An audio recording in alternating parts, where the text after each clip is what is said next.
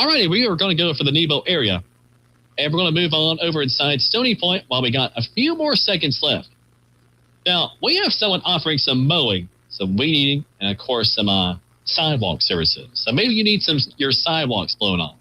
Maybe you need some weed eating done. Maybe you need some mowing done. Inquire on his services. Inquire on his prices. He's dependable. He's reasonably priced. And his phone number is 828-962-3339. And again, that's 828-962-3339. Thank y'all so much for joining me for the Carolina Swamp Shop this morning. Each and every single time inside our radio station, it means a lot to us. And we say a thank you just isn't enough there. So give me a toll-free call. That's 888-331-0269. Our email address is ncswampshop@yahoo.com. This has been another installment of the Carolina Swamp Shop. Thank y'all so much for joining me, and tune in next time for more bargain.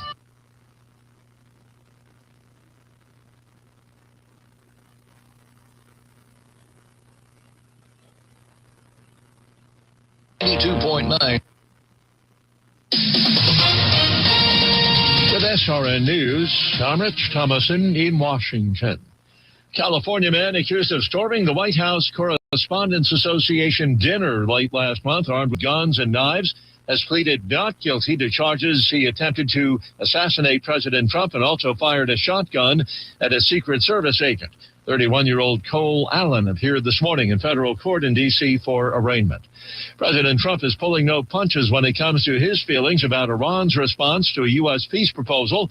On Truth Social, Mr. Trump writes, "I've just read the response from Iran's so-called representatives. I don't like it." In capital letters, he spells out the words totally unacceptable. The Iran war could cast a chill over the president's visit to China. That's scheduled for later in the week. On Wall Street, the Dow is up 87 points, while the Nasdaq trading 45 points lower. More details at a certain...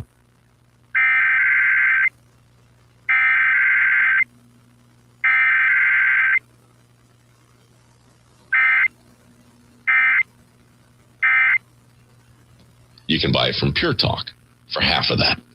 I'm talking about unlimited talk, text, and data for just $34.99 a month. But wait, there's more.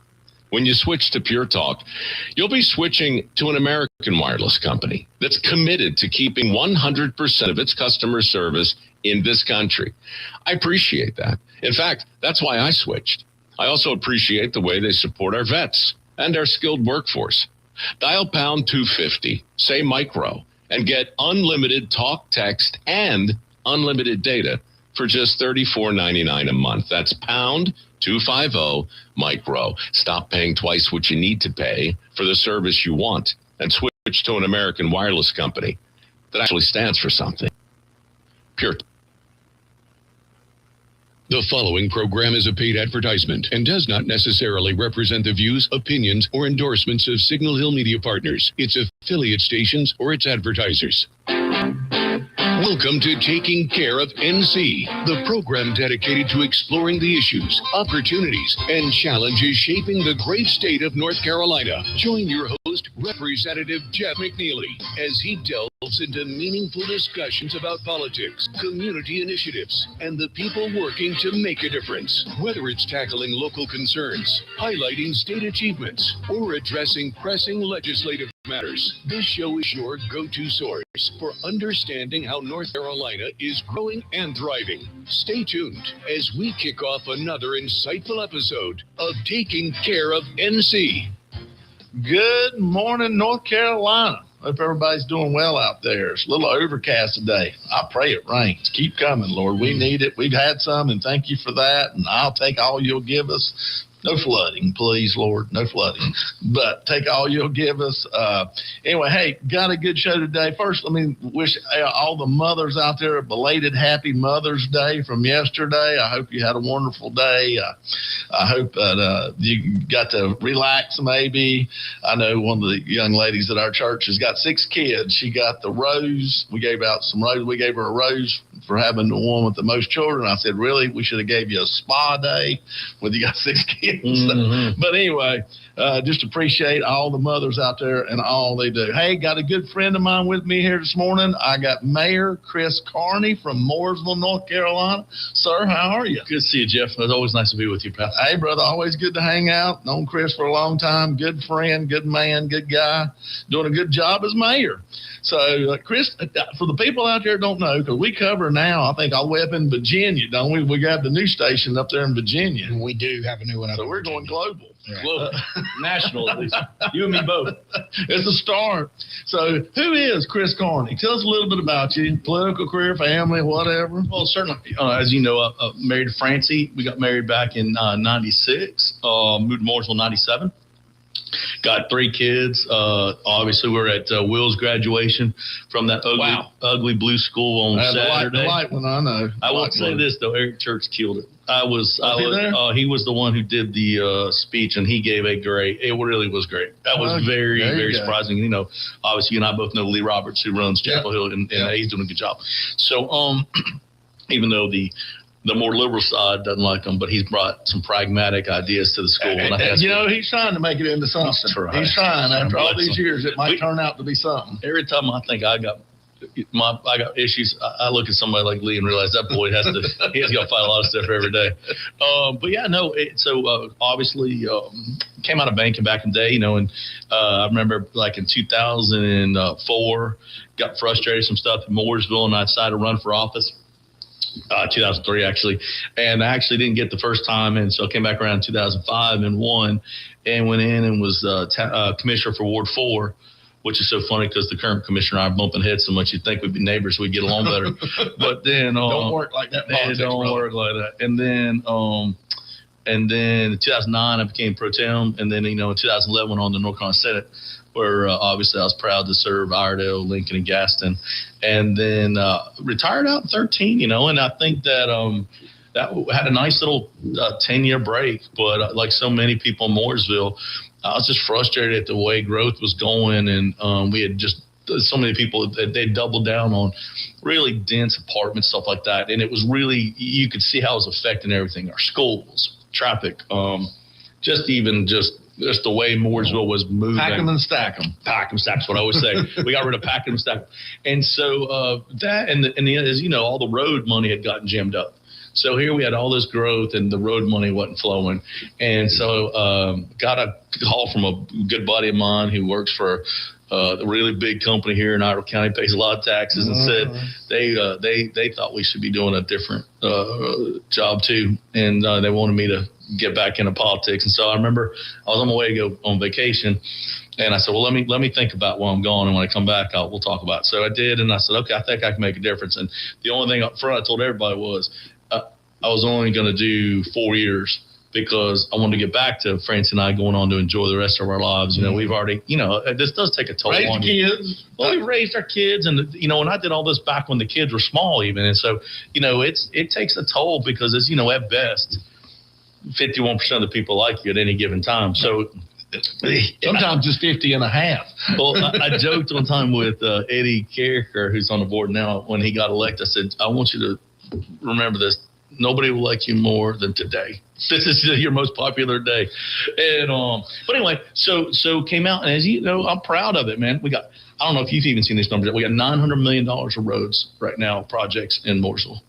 Over this 5-year time we have. Folks, it's coming. It's coming. You can't drive anywhere without seeing it. And so now people are frustrated about the road construction, but man, this is what we promised them. And I tell everybody every time, I ran on a very specific idea. We got rid of apartments. You can't even build them anymore, standalone apartment complexes. And the year before I came in, 100% of their approvals of apartments. Last year, 0. We approved 0 apartments last year in Mooresville. And that, you're talking about, that's a huge swing. You're talking about, again, $900 million in roads. as well as my understanding is the economic development last couple lots are in our business park. I think just got LOIs on them. So we're booming in every which direction. It's just obviously the day of politics today is ugly. So, nobody puts in the newspaper and on the news that stuff. They want to talk about anything that divides us as a country. And that makes me sad. That's why I knew I could only do a few years of this, because I'll be fair, that time of life has passed me where, the fire to go in and fight for every single day. I just want to do a good job for my community and get some good stuff done. And, and I feel like the stuff I came in pretty much rounding out. So I'm pretty happy with that. And France and I are going to move off to retirement again and go back to enjoying life. Well, you got a lot going on down there. Economic development stuff wide open. Everything's happening. I've seen it change a tune almost, in my opinion. So things seem to be picking up. And I know we're not going to spend a show on this, folks. It's not what this is about. But the elephant in the room. Sure. I know some stuff going on, and I wanted to bring Chris here. I've known him for a long, long time. I believe him to be a good man. Sure. And I think a lot of things are being said out there. I don't know if you want to say anything to that, or we can go straight on to some other stuff. And I think, it's a little bit unfair in the fact that so far it's been a one-sided fight, because as in government we have our hands tied behind our back. Well, so everybody says, don't say nothing. Don't say nothing. And that's all they ever say. And you know me well enough to know, if you could understand where I come from inside a room talking about that, it has been really hard to have that conversation, look a lawyer and say, well, I appreciate the legal, but man, let me tell you what, my wife and my family and I are taking a beating here. And when it all comes out, you're going to find that we had some bad actors that worked for Marshall.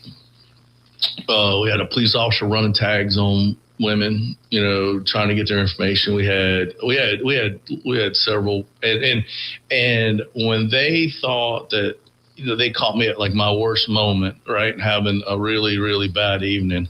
They thought they were going to use that to their advantage to get us to roll over and turn a blind eye. And I think when the public realizes eventually that all of this is because we didn't, I hate to say it, in hindsight, I still believe it's right, but I'll tell you what, it's been painful. Sometimes the process is brutal. It's hard, but I'm going to tell you right now, we're not going to let those days of covering up for those behaviors are over, and we're just not going to do it. And so they're fighting a little dirty right now, and because they know they got the open mic. They got an attorney who obviously is fighting dirty, and they got one particular news person who seems to have their ear, or they have his ear. And everybody's kind of latching on to his story. But as you watch, nobody else has a story. They all take his story and pass it on. But I keep trying to tell everybody, we've responded in court. All of the stuff we had in my life, I've had 3 people that we've had to get outside investigations on in my entire political career. 3. Let me tell you, I'll let you take a guess who the 3 are. Right? So when those things come out completely independent, everybody's going to see what it was, and it'll be. Now, I'm sure I'll be long gone by the time all this gets done. Well, that's the thing about it. Yeah, but it is okay. And I'll tell you, Jeff is my friend. I as much as people talk about social media stuff, when I walk down the street, you'd be shocked at my good friend on the board, Will, even says it all the time. He's like, ain't nobody come up and done hug Chris and say, hey, man, I appreciate everything you do, and I'm sorry you got to go through this. And because people see the real stuff that we've done. I mean, look at that baseball complex we're building downtown. Oh, I know. I mean, that's the thing, And you've sat in a room and watched literally the biggest defense companies in the country roll into Mooresville, and they're looking at moving. And I'll tell you right now, that's generational changes. That's the stuff that's going to give. I was over there the other day at one of our factories and that makes cardboard shipping container, and their starting pay is $33 an hour. $33 an hour walking through the door. Man, you want to talk about how you change families' lives? Yeah. You raise the starting pay for people, it changes everything. And I'm going to tell you right now, dude, that's what I'm most proud of. So when I get done, and I'm almost done, thank God. When I get done, I'm proud that our board will have gotten all that roads done. We've got a better track on the way development's happening. And we're going to have had a generational change in the kind of employment coming to Mooresville, much like we did when the Lowe's and those guys came, much like we did when the business parks came in, the Penske's and those guys. So these are the kind of things that you're going to find. And, of course, in 10 years, people look back and think, oh, my gosh, that was the most, those 4 years are amazing. And I'm okay knowing that. Well, I tell you what, and we're all human. I made many missteps, but and I still get random emails and stuff on Facebook from saying, oh, you're this, you're that, you're racist, you're whatever. Folks, I'm not perfect. Well, sadly, you know what? I'm gonna say this for you because I said it to you back then. Anybody who knows you knows that's a daggum lie. And you had no ill intent in that. And I think anybody that knows you, Chris, and I'm gonna stand up for my friend right now. We're not perfect. None of us are.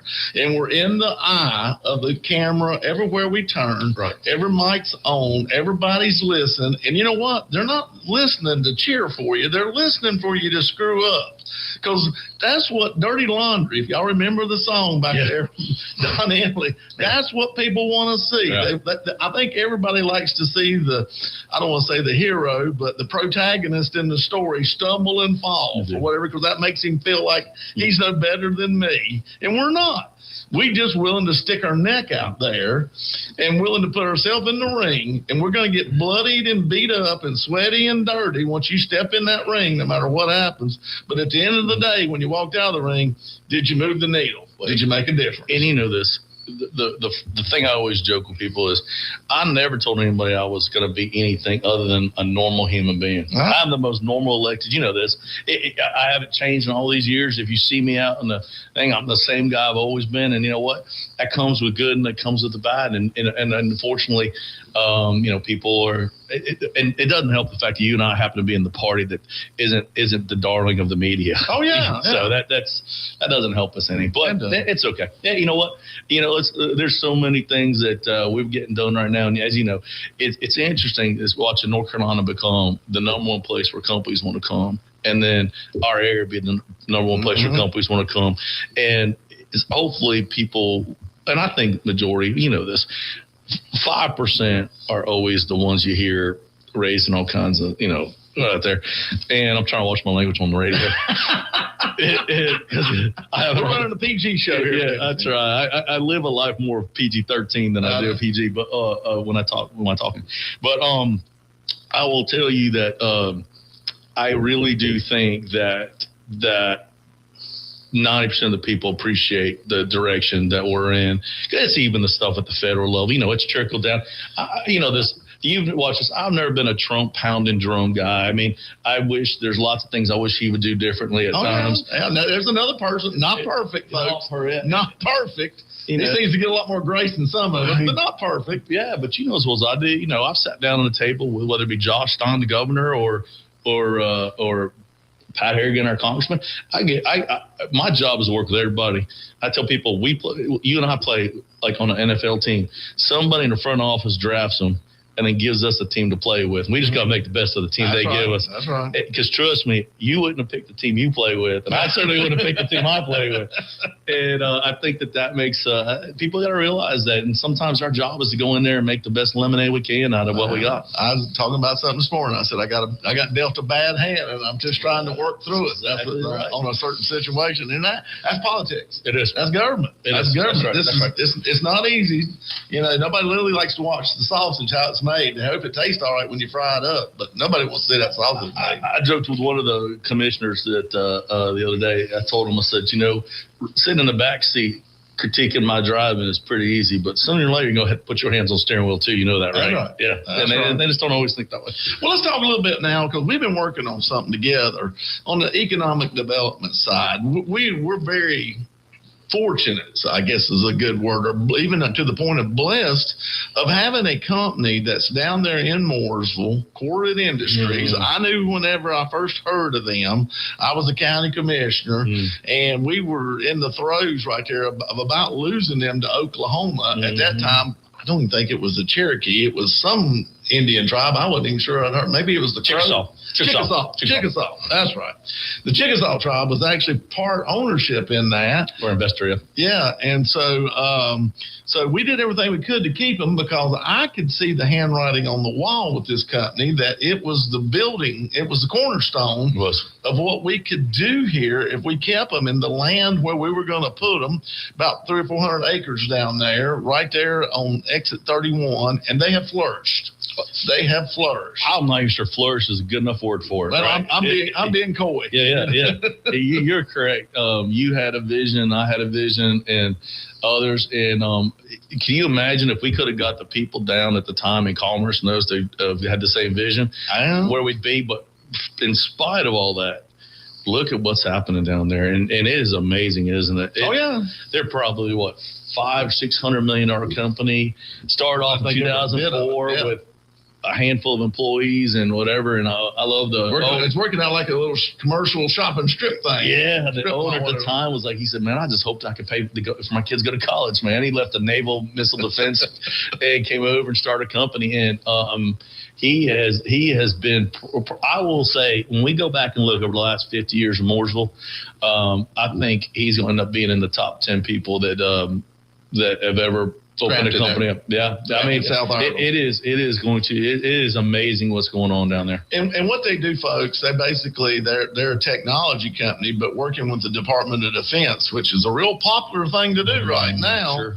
And working on our different solutions to guided missiles, to what we're trying to do, perfecting these, like the bunker buster bomb, things that we don't think of. Right.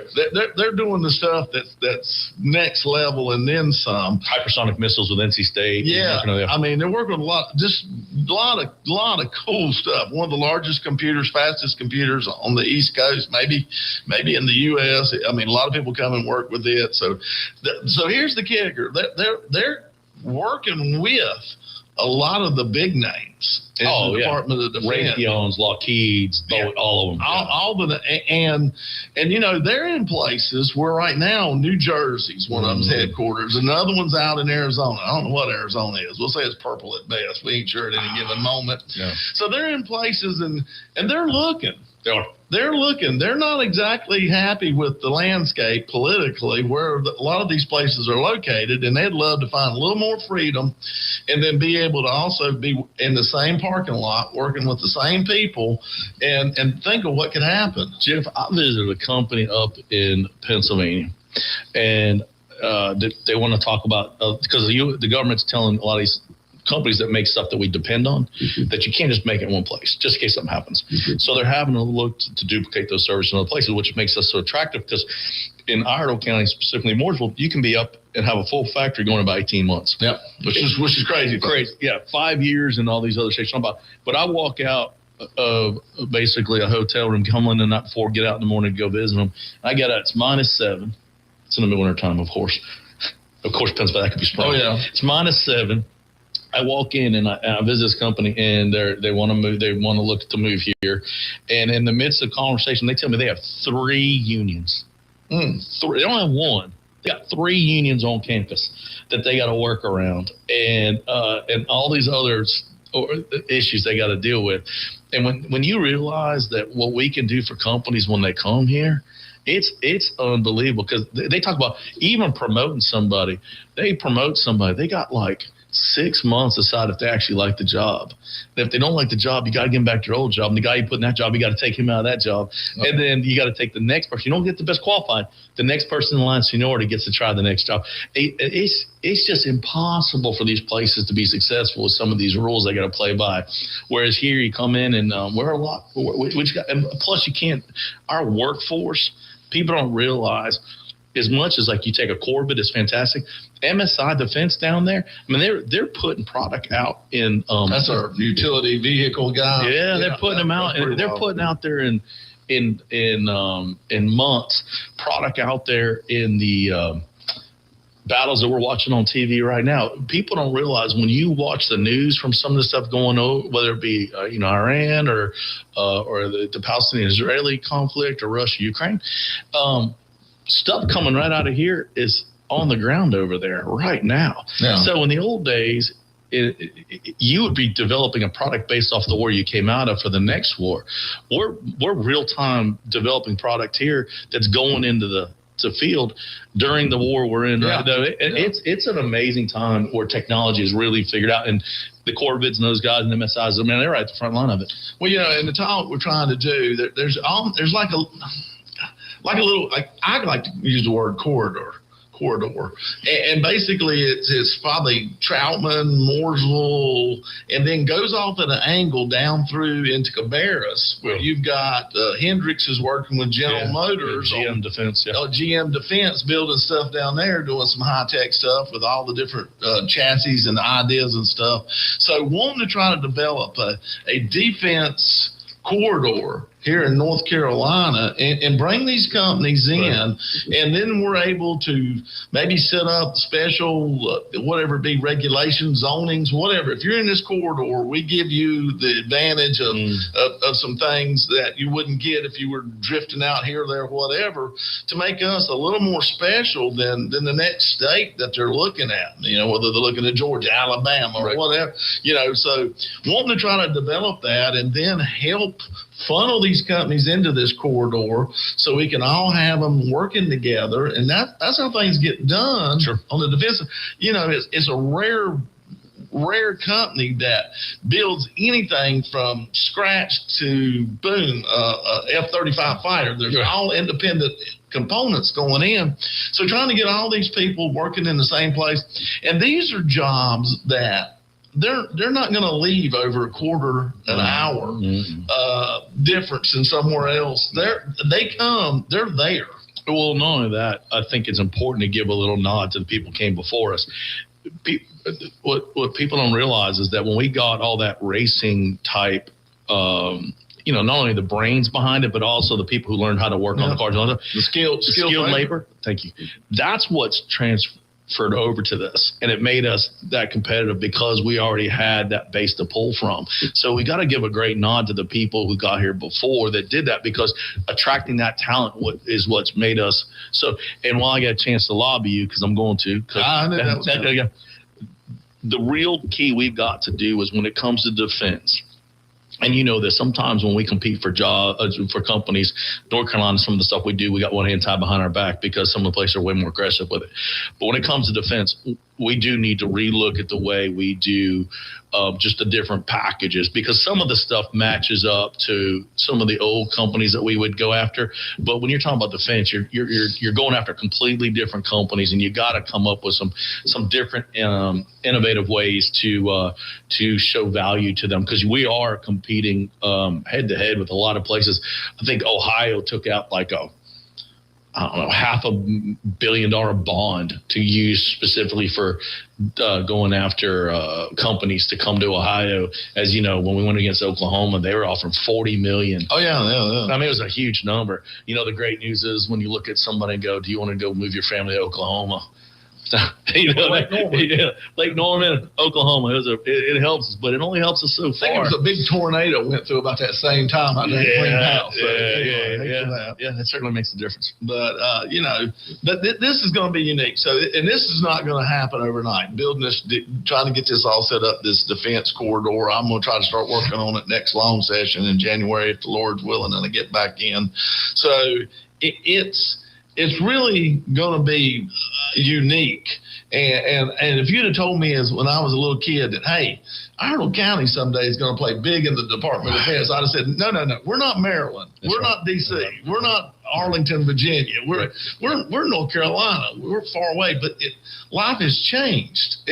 Nothing has to be right on top of the federal government anymore. Right. Matter of fact, I believe the farther you get from them, the better work happens, the more stuff gets done. Well, so there's big chances, and they've all come to see us. These companies have. And you got to remember, defense for a while, North Carolina was just supporting the bases. Well, it was boots. Yeah, boots. And now it's. So what I keep telling people is I see, and it doesn't have to be that far away, where we'll find a problem, we'll find a solution, we'll make the first round of trials with it, we'll test it, and then we'll produce it all in the state of North Carolina. that will change the way our entire state behaves. And we just got to get everybody on the right place. But we do that because guess what? You can sit there and go meet with the general at Fort Bragg, or even the captain that's in charge of the special forces, who can say, I've got this problem. And then we can come back and get solutions right here, and before the end of the year have a product back out on the battlefield for them. That changes everything, man. Well, it does. What are some of the other things? I know one of the big things that you're really working on too, and we're getting down by that time. I told you we'd have stuff to talk about. It ain't hard. Is trying to get the interchange done there on Cornelius Road, which would be huge too. It's 38. Wish it would have been done before they started tearing 150 all to pieces on 36. Yeah, well, we all do. And I'll give credit. As much as we talk about needing rain, the best thing that's happened with road construction right now is the fact we didn't have rain. We're ahead of schedule. If you go down 150 right now, they're laying asphalt and stuff. So it's looking more like a road every day. Exit 38 is so necessary because at the other end of it, you've got the Talbot Business Park where the Junior Motorsports and all that is, but you go a little further and you got the Niagara Waters and the Penske's, and we put hundreds and hundreds of trucks out on the interstate every day. And the idea that you'll be able to leave that, and it's hard because sometimes we had a group of families that owned some land out there, and they wanted to build houses. And I had to tell them, look, man, we can't support that, because if I start putting houses between all these companies and the interstate, I've defeated what we're trying to accomplish here. Yep. And luckily, we held strong, and now there's a group from another state coming in that's going to develop another business park in there and build, I think, like 850,000 square feet of warehouse / production, stuff like that, and manufacturing and distribution. So the good news is, by sticking to what we know is right, it's going to help us, and then we just got to get that interchange. So we're trying to take advantage of that. As we talk about the carry model, but we're trekking, man. So that's something that hopefully we'll be able to make an announcement in the next 12 or so months. Well, I think it's really interesting too, and it's about that time to take a break here. But I think it's really interesting that y'all priced the interchange, and I think it was about 30-some mil, and DOT had it figured at, I think, almost 70 mil. So it's amazing what something can get built for and what somebody thinks something can get built for. That's the cost of government, I guess. I hate to say it. It'll come in about 61, but it'll be. But time is not our friend on building roads. I know, and I think that's what people miss out on is you wait 5 years, you might as well add 20% to it. At least minimum. Yeah, minimum. Yeah, we were going for a while 30% every couple of years, and that's really what puts you guys in a tough spot, because you keep putting money aside and you're fighting against something you have no control over. Yeah, that's right. We're going backwards. All right, folks, we're going to take a break right here. Come back for the second half of the show. Stay tuned. I learned patience from my adoptive dad. All he had to say was, "Hey, you got this. Just breathe." Hey, we're pretty good. Yeah. Might have to start a band. I got it. Learn about adopting a teen from foster care. You can't imagine the reward. Visit adoptuskids.org to find out more. This message is brought to you by Adopt US Kids, the U.S. Department of Health and Human Services, and the Ad Council. Hear that? That's the sound of your life. Perfectly imperfect. Beating in rhythm to the world you've created. But every time you drive after drinking, music gets drowned out. Your life sounds pretty great. Don't let a buzz ruin it. Buzz driving is drunk driving. Don't drive buzzed. A message from NHTSA and the Ad Council. You took the first step and quit smoking, but even former smokers may still be at risk for lung cancer. That's why SaveByTheScan.org wants you to know about a new low-dose CT scan that can detect lung cancer early. It takes only 60 seconds and could save your life. You took the first step, now take the next. Visit SaveByTheScan.org for a simple quiz to see if you're eligible and talk to your doctor about screening.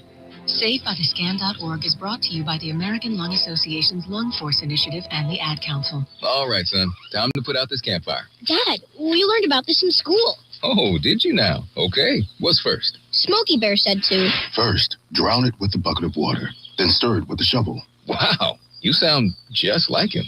Then he said. If it's still warm, then do it again. Where can I learn all this? It's all on SmokeyBear.com with other wildfire prevention tips. Because only you can prevent wildfires.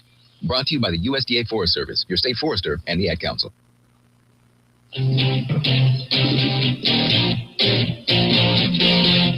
Are we ready? Here we go. All right, second half of the show. Went dead there a little bit. Sorry about that, folks. Trying to get something done. Hey, if anybody like to call in and talk, 704-873-9929. Love to hear from you. Got a lot going on. Hey, right now, Virginia Supreme Court ruled this past week 4-3 to throw out the newly elected maps that in Virginia that would change their U.S. congressional districts. Right now, they're basically 6 Democrats and 5 Republican districts. And the way they had redrawn the maps were going to end up being 10 Democrat districts and 1 Republican. You're talking about a junked up looking map. Now, I saw it from all over. And John Bell always calls me when he's on my show. So there you go. Anyway, I'll get back to him. I'll talk to him. But kind of interesting to see this. The decision was based on the fact that the legislature had gone against a constitutional amendment that they had basically just set up about 3 years ago to allow a redistricting board to draw the fair maps in the purple state. And instead, they decided that the legislature would draw the maps in the state after they had already passed a constitutional amendment for somebody else to draw them on a more fair basis, which I think it's not a bad way to move forward. It's got some issues, but just find this really kind of weird that they passed a constitutional amendment. I think it was 3 years ago, and then they decided to go against their own constitutional amendment, thinking that it would be okay. Obviously, it was not okay with the Supreme Court. And tell you the truth, folks, that their Supreme Court actually leans a little left. So really kind of surprised. To me, it was a big victory, but I think the Virginia Supreme Court, I think they realized that if they don't sign with the rule of law and their constitutional amendment that was passed and put into their constitution, that this would definitely go to the Supreme Court and they would be a loss. And the one thing you don't want to do is put yourself crossways with the U.S. Supreme Court. It kind of takes the validation of your rulings out of play. They continually get overturned if you don't go with the rule of law. That's why they call it the rule of law. So kind of interested in this. Of course, you had Governor Spanberger, who told us she was a moderate and is anything but up there in Virginia. And even Barack Obama has weighed in on this and complained that this unconstitutional vote that they had taken was to counteract Republican states doing the same thing. But the problem is, in the Republican states, and North Carolina is actually one of them, we don't have in our Constitution the amendment they put in about 3 years ago that says somebody else should draw the maps. It's still up to the legislature here in North Carolina and in Texas and some of the other ones. It's not necessarily up to the legislature in Virginia. But, hey, it doesn't matter. Even if it's unconstitutional, Democrats are wanting to do what Democrats do, and that's just do whatever they feel like they should. So, it's kind of funny.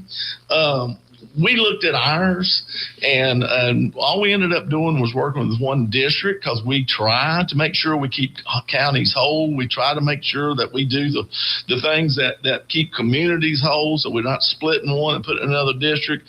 And basically, we did really a 3-county swap on Don Davis's down there, and it actually, in my opinion, really didn't change the district that much at all. And it really didn't change it on paper. It's been an R-lean district.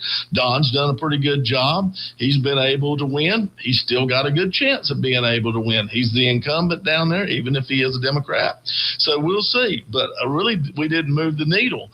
Now there's some other stuff going on, and Lori Buckout is back down and running against him. She ran against him last time, and it was a very close race. There'll be a lot of money spent. So the real question is, do we redistrict some more? And the reason I ask that, it kind of goes into the second part of this equation. So the U.S. Supreme Court had a ruling over the last couple of weeks. I've had a couple that were pretty earth-shaking, y'all, and they really are. I'm going to find my papers here if I can. There we go. All right, got to get my stuff out here and get ready. So, and basically what they said in one of the rulings, they said that districts don't have to be racially drawn one way or another. That really race should never come into play. And it says it right here. It says, the key distinction made by the Supreme Court is that partisan gerrymandering, drawing lines to help a political party, is generally legal, while racial gerrymandering is not. In the recent 2026 ruling, the court held that if redistricting can be explained by partisanship than race, then it does not violate the 14th Amendment. So before, we always felt like that, that was the thing and that happened in North Carolina. And you would, like right now, I know the NAACP continues to bring lawsuits. They're bringing a lawsuit saying that blacks are disenfranchised in District 1, Don Davis's district, because of our last redistricting. Well, according to this ruling, that pretty much makes that argument null and void. I'll be curious to see. Once again, anybody can file a lawsuit. Anybody can do anything they want to do. But this was a huge ruling. So it'll be curious. And what really started this was the drive in Louisiana because it was Louisiana versus Calais, was that there needed to be another minority district drawn in the state, but yet there was no factual evidence that it was necessary. And so that's where we're at. So Louisiana goes to court, and they ended up at the Supreme Court, and that's where this ruling falls down on. So, it's going to be interesting. The big thing is their intentional discrimination. And so that'll be the only way you'll have to prove that this was done to intentionally discriminate against one or another. And what I've always said was it's kind of weird in the United States of America. I've watched a lot of these districts drawn, and a lot of the districts are drawn. It would be really hard for a candidate other than possibly a black candidate to win. And I've said to myself, is this not racially discriminated in the other way? Because to me, a district should be able to be won by whatever color of skin you are. It shouldn't matter. It should be won by the principles you stand for and the people in that district, the principles they stand for. And that's what's important in this. And I think that's where we're at now. So this is going to be interesting moving forward. I think the NAACP is going to have a hard time bringing court cases forward with this ruling. So it's going to be interesting to see where we go.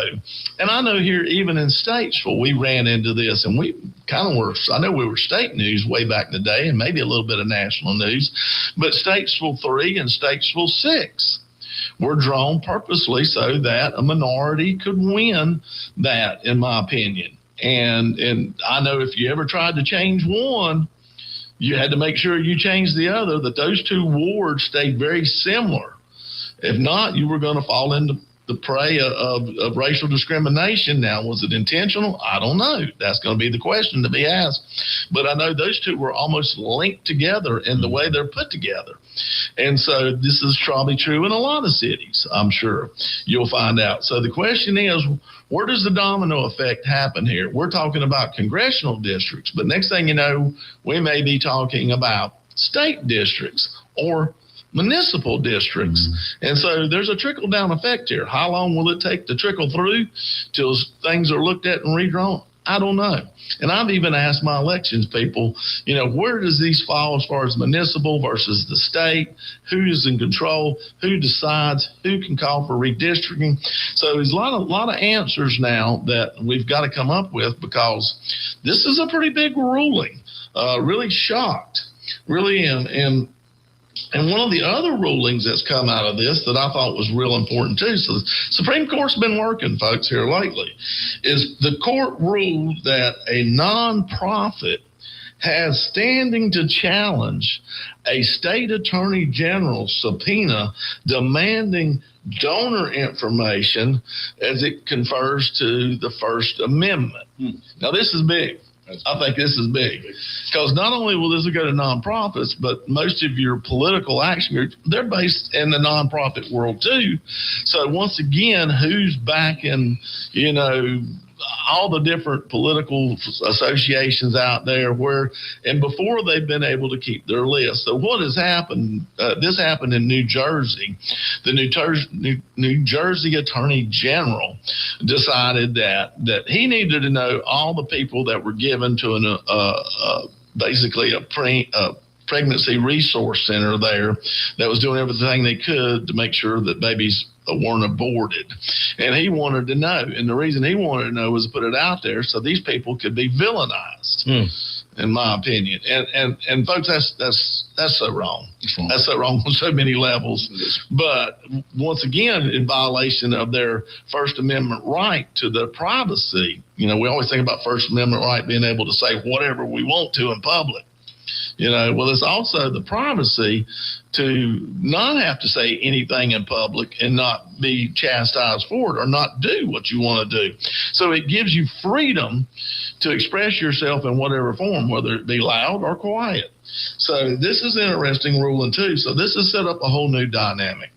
So going to be curious to see where we go from here with these rulings. More coming down. A lot of stuff going on. Yes, sir. Chris still with me. Yeah, and the thing I always try to remind everybody, and you know this, but I think people forget it. In 2010, when the Republicans took over the General Assembly and the House and the Senate, those maps are drawn by the Democrats. Yes, they were. So the idea that the Republicans only took over is because of cheating. Then we cheated with their maps. I mean, the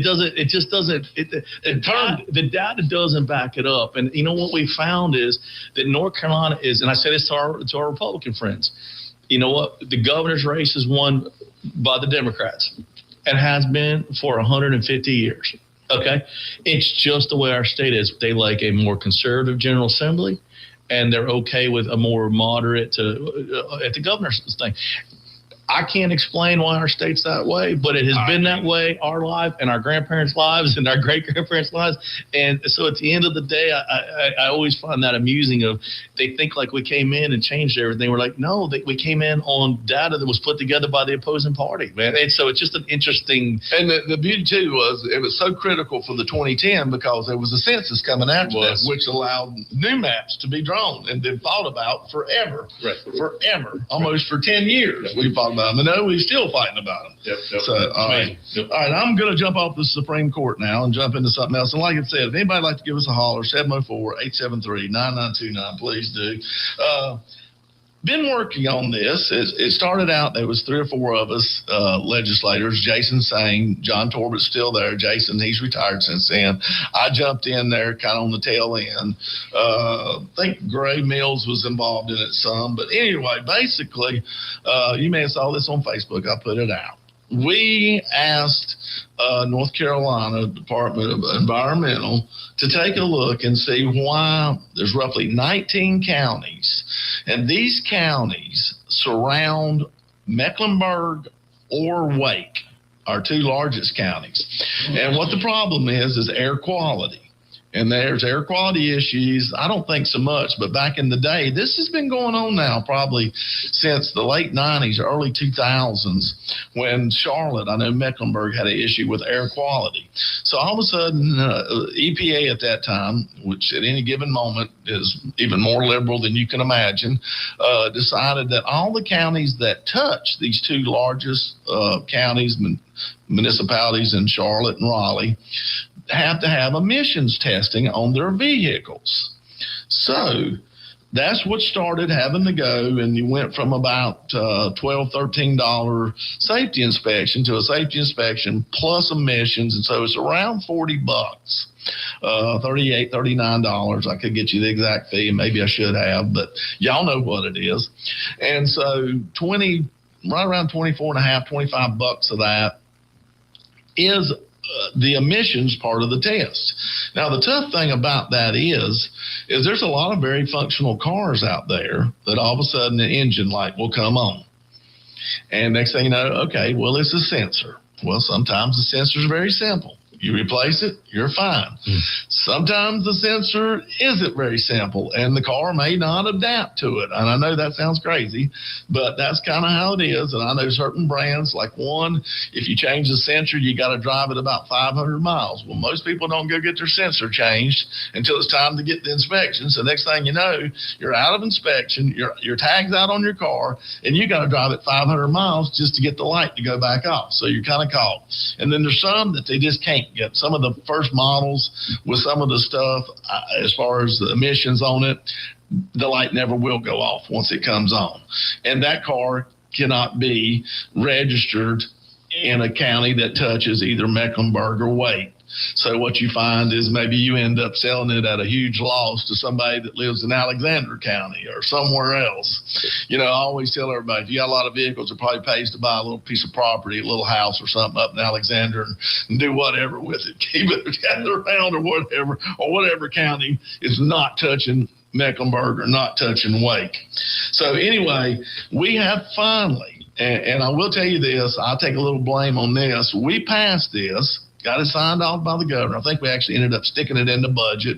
Got it override. Got it passed. Sent it to Diener. Well, we called over to the Diener after about 6 months. They said, yeah, we're. They took about a year to send this to EPA. They had to add their little part to it, but they didn't want to do it. So just know this. The North Carolina Department of Environmental did not want us to take this testing away, because we found now that once, I hate to use the word tree hugger, but maybe here it's like, we'll see. But once we found that an environmentalist imposes some kind of a regulation on all, they tend to never want to take it away, even if there's no actual evidence that it should still be there. We've done a great job as far as cleaning up our emissions and our ozone and a lot of different things with emissions. You know, I think I had a mechanic the other day. He goes, yeah, I said, you'd be surprised how many failed suicides there are a year now when people will try to commit suicide by shutting their garage door and turning their car on. It never kills them. There's not enough emissions coming out, none of the carbon monoxide for them to do it. It'll run and run and run. And I'm not saying this is funny about suicides. I'm just telling you how clean it is compared to what it used to be. So right now, like I said, we put forth, and so you've got a lot of counties out there that are waiting for us to get done. I have it. I will put it, if they will let me, I'll try to get it on WHAM's Facebook page, a link. Right now, EPA, till about the first part, middle of June, is having what they call a listening period.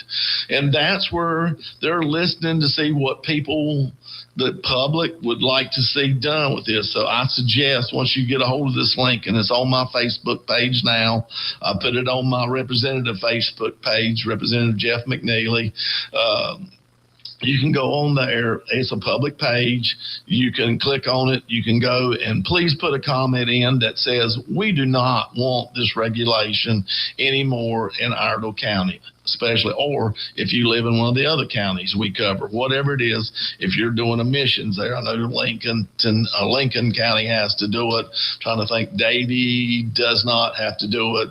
So there's probably only a couple counties, maybe. Gaston probably. Yeah, Gaston will.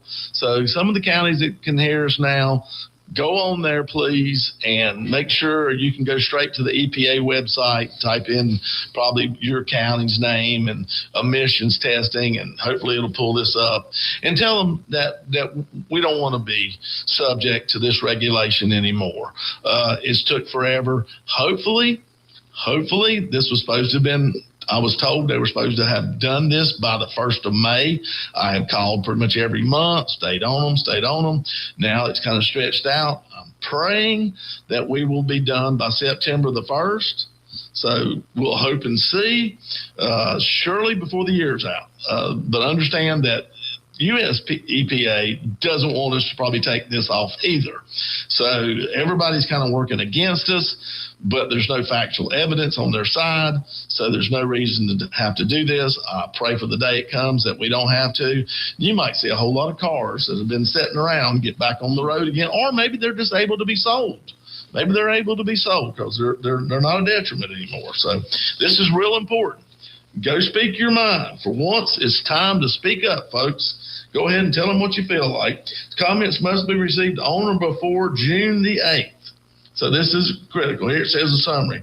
The Environmental Protection Agency is proposing to approve a state-implemented plan revision submitted by the state of North Carolina to the North Carolina Division of Air Quality, and it was done on October the 1st, 2024. Wow. The revision seeks to remove North Carolina Vehicle Inspection Maintenance Program for the SPI covers 19 counties. EPA is proposing to approve this change as it will not interfere with any applicable requirements concerning attainment and reasonable further progress or any other applicable requirements of the Clean Air Act. My goodness. Okay. All right. So, folks, make sure you go on there real quick. All right, getting here near the last part of the show. Don't know if anybody wants to talk about that. We probably had time for maybe one call, 704-873-9929. A couple things going on that I wanted to bring out. Supposedly right now, the biggest wealth transfer in American history, Chris, isn't happening on Wall Street. It's happening with U-Hauls. So far, Trump states, there's about 31 of them they list, have picked up about $2 trillion, $2.2 trillion worth of people that are leaving blue and going to a red state. So they're going from a liberal state to conservative. One of the big winners, of course, is Florida. Texas is next. Arizona's behind that. South Carolina is in fourth, and guess who's in fifth? North Carolina. So people are coming here. The states that are getting walloped, you'd never guess who they are. It would be hard to figure out. New York's number one. Thank you, Mr. Mondani. California is number 2, and Illinois is number 3, and New Jersey is number 4, and Maryland and actually Washington State are kind of tied at number 5. So as you can see, there is one thing. So you're basically seeing $2 trillion worth of net wealth and assets leaving from the blue states and coming to the red states. So in case any of y'all have any relatives up in these blue states I mentioned or over in the blue states, you may want to call and tell them that they're running out of the billionaires and the millionaires to tax, and they're coming after them. That's exactly right. Because when you, like I said, this is socialism at its finest. What I've said all along is whenever you go after somebody that's wealthy, they'll leave. They don't have to stay there. They're not stuck. They'll go where they want to go. Well, isn't it amazing the difference between the way we look at a tax dollar and they do? They think they're entitled to your money. Yes. And we realize that we got to give you a return on your money. And it is a very different philosophy, no question about it. All right. And bring up something that's kind of crazy and going on local, in my opinion, North Carolina base here. Niece's Sausage and Liver Mush has an issue. And I don't know about y'all. I will tell you, as a kid, we killed our own hogs as long as I could remember up till the time probably I was out of high school, maybe into college, and I had to help. I was in the middle of the fray, as you would say, and we made our own liver mush, and I never have been a big fan of eating it since. If you can make it crispy just right, and I can probably add a little bit of mustard to it, I will in a biscuit. But once you've seen it done, it's hard. But I will say I've had Niece's liver mush, and it's pretty good. I think it was, I got to find her name here. Dadgummit, I had her name down here. But anyway, it was the great-great-grandfather, great-great-grandmother who had a special recipe for liver mush, and that's what they used to call it. I think it's Aunt something. I thought I wrote it down. But there have been some issues over there. They're out of Greensboro. This family, the Nieces, started doing this back in the late 1800s, actually established their location now in 1917. and they're on their fourth generation. The third generation, Thomas' niece, just passed away here April 3rd. So there's some different issues. One, they've got one side of the building kind of makes the raw stuff. That'll be your sausages you cook. And the other makes the liver mush, which is you're ready to eat, basically already cooked. You heat it back up, you fry it, you do whatever. So had a listeria issue on the liver mush side back there last fall. Hadn't got the FDA and some of the health stuff completely satisfied, and then they had a roof cave in too over the daggone winter. So just one thing, but long-standing company, good people. Hate to see it going on. All right, so getting the motion here, we're getting down here, and just know, like I said, it's gonna be hard to find on the shelf. So if you're wondering what happened to nieces, well, they're struggling. So we'll see. We hope things are going to work out. All right, now kind of get to this here. Survey out of the University of California tells us that right now, 73% of the liberals will break up a friendship, or whether it be platonic or romantic or whatever, if the other side is a conservative. It seems here that it's usually actually 25% of the conservatives will end a friendship with somebody that's liberal. So obviously, people that don't believe Trump deranged syndrome is true, it is true, folks, and it's out there. And so I know a lot of people, I have friends, believe it or not, and I have friends that are more liberal than me, believe it or not. And I try to value those friendships. I really do, even though some probably don't like what I say on the radio or whatever, or if they ask me my opinion, I'll tell them. But I've kind of learned that I know that they're not believing exactly how I do. So we talk about a lot of things. We talk about the weather. We talk about old times. We talk about whatever. I just try to say this is not something I'm going to bring up with you because we're going to agree to disagree. The problem has gotten in the United States of America, we no longer disagree. We just say the heck with you. All right, so it's kind of, I think the survey told us what we already knew, as they say. All right, real quick, it's time to wrap it up. I'm getting the thing, but I will tell you this. California is starting a free diaper plan. So if you have a child in California, they're going to send you home with 400 diapers from the hospital. So for all y'all out there that doesn't think that the government doesn't already take a lot of crap off of you, here we go, getting ready to take some more. Just saying. All right. Probably shouldn't end it that way, but that's how it goes. I don't know how much more the government needs to do for you if they're gonna give you baby diapers, but we're going down that path. So only in California, about $25 million is what they say. I'll guarantee you it turns into $1 billion giveaway before it's over with.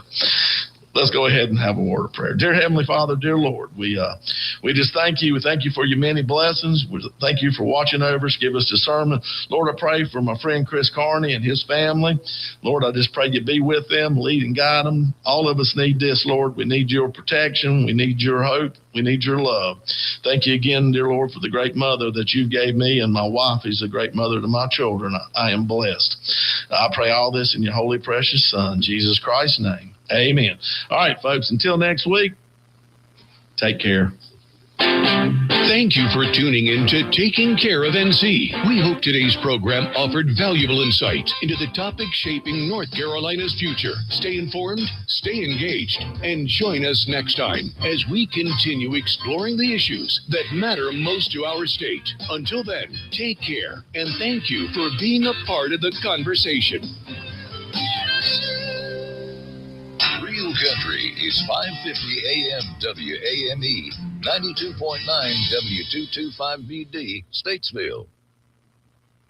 WAME and Bunch Johnson Funeral Home are proud to present our national anthem, Bunch Johnson, where every detail matters. Call them at 704-873-7223 or stop by their location at 705 Davie Avenue, Statesville for your personalized experience. Oh, say, can you see by the dawn's early light what so proudly we hailed at the twilight's last gleaming, whose broad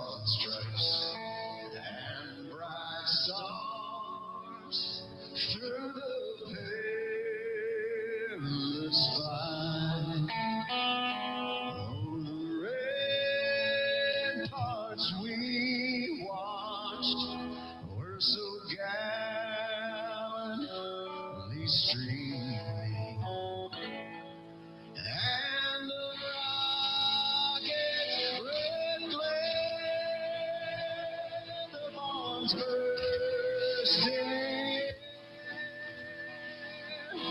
gave proof through the night that our flag was still